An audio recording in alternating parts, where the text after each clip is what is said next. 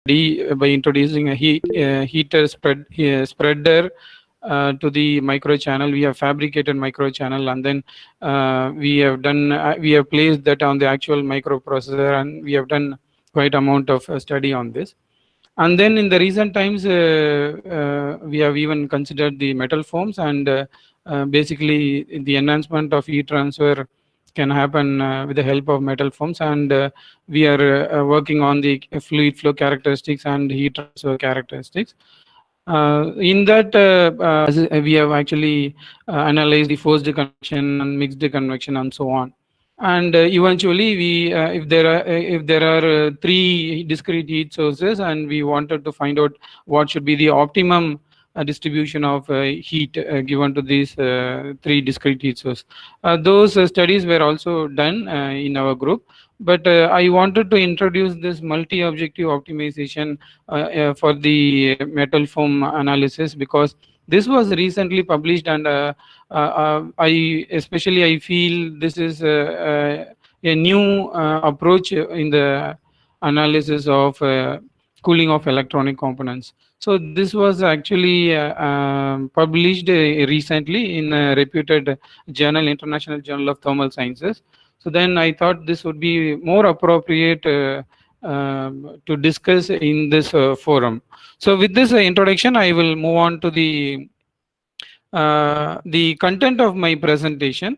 So I will start with the introduction. I will give some information, or I will introduce the characteristics of metal forms, and then I will talk about the research gap so far, and the objectives of the present work. That is what we have done in that recent work. And I will talk about numerical simulations. So we have considered vertical channel, and then we have considered metal form in it, and in that there is a heater plate that can be assumed to be a electronic component, and so on. And then in connection with this, I will introduce the computational domains, and then the appropriate boundary conditions to get the fluid flow and heat transfer characteristics, and then a little bit about numerical details. Later on, in the results and discussion, I'm going to discuss about the validation of the numerical results, and especially I'm going to concentrate on this thermohydraulic analysis using a method called TOPSIS. This TOPSIS we found quite interesting to this analysis, and then I will highlight how we have utilized this TOPSIS to solve multi-objective optimization in the presence of metal form. And then the results of this TOPSIS can be shown with the help of a global performance chart, and this will help you to see how the parameters varies with respect to the objective function, and then of course conclusion and references. So as I said earlier, we found metal foam to be very vital these days, as per the literature. And of course, for any thermal engineering designer, the idea is to enhance heat transfer. At the same time, we also need to minimize or we have to consider the flow resistance.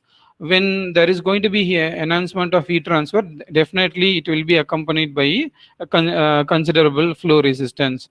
Then if you see the applications of metal forms, we have a variety of applications, and we can see the more convenient properties like lower density, high strength structure, high superficial area density, and then infinite volume. These are the properties which actually help to enhance heat transfer in the metal form.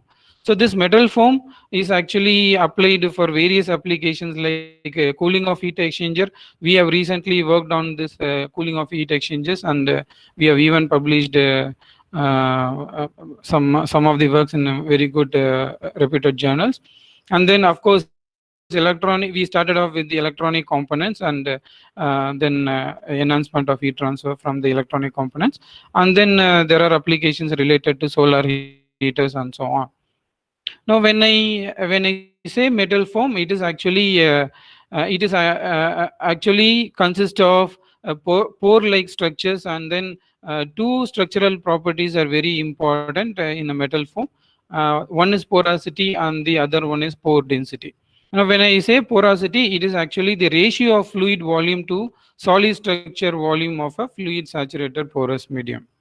And when I say pore density, it is nothing but the visible pores per inch. So these two are the important properties. In fact, the fluid is going to enter into the metal foam, and there is going to be heat transfer between the metal foam and the fluid, and there is going to be a residence time when the fluid flows into the metal foam, and enhancement of heat transfer or exchange of heat transfer takes place, and then fluid is going to go out.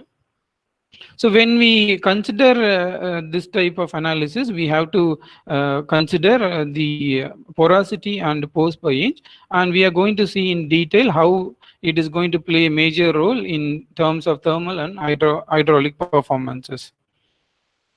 Now, as I said earlier, we have good applications for the metal foams. So, for example, the figure 2 here shows the heat sink. Probably you could have seen this heat sinks in the desktop with the fins protruding from the surface. But then if you have metal foams inside this heat sink, how enhancement of heat transfer takes place. That sort of schematic is given in this figure 2. In if you see figure 3, we can see the volumetric solar receiver, and then in the receiver side we can have a porous like structure, and then when the fluid flow takes place, there can be enhancement of heat transfer due to this pore like structure, and then the flow goes out, and in fact we want to increase the air side heat transfer.